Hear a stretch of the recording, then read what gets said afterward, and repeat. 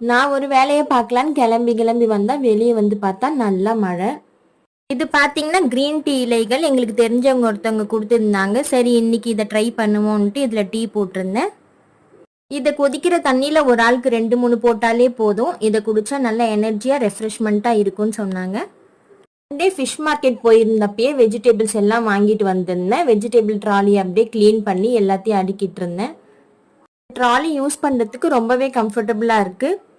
முன்னாடி நாள் மீன் செஞ்சதுனால கவுண்டர் டாப் ஃபுல்லாகவுமே மார்னிங்கே க்ளீன் பண்ணி எல்லாத்தையும் அங்கங்கே அடுக்கிட்டு இருந்தேன்.